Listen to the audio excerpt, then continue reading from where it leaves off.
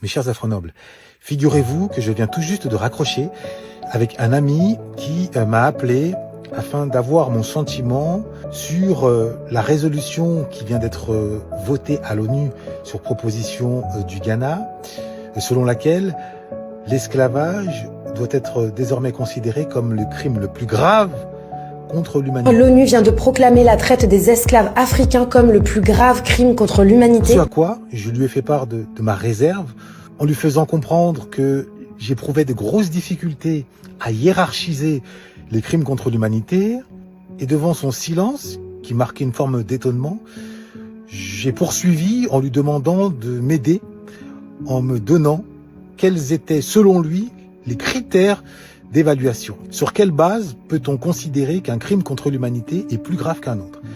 Est-ce que c'est sur la base du nombre de morts qu'il a occasionné? Est-ce que c'est sur la base de certaines pratiques qu'auraient subies les esclaves? Ou est-ce que c'est sur la base de l'identité de ses auteurs?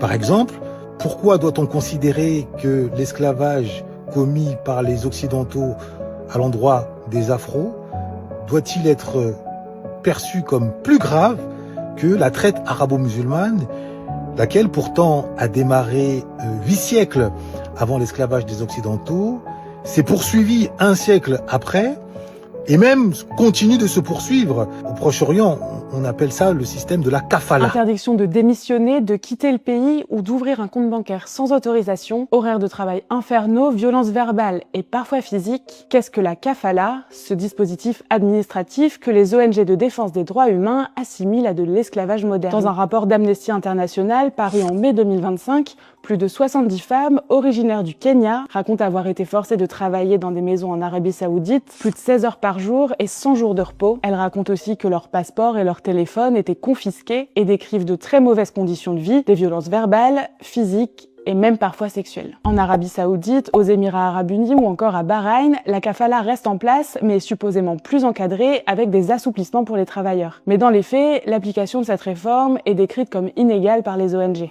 Au Koweït et à Oman, la kafala reste elle aussi toujours en place avec quelques ajustements mineurs, mais sans véritable changement structurel, et les travailleuses domestiques restent encore les plus vulnérables. Au point où une application a été créée pour faciliter ce commerce. Eh bien, figurez-vous qu'il n'a pas pu me répondre, subitement.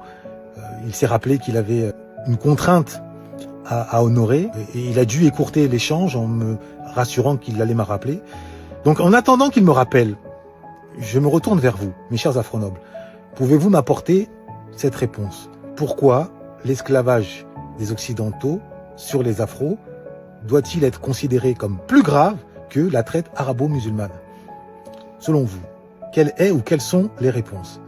Je vous en remercie par avance et je vous avoue que vous allez me retirer d'un poids, parce que pour l'heure, j'ai du mal à y voir clair dans cette affaire. Donc, j'ai hâte de lire vos réponses en commentaire et je vous en remercie par avance. Noblesse oblige.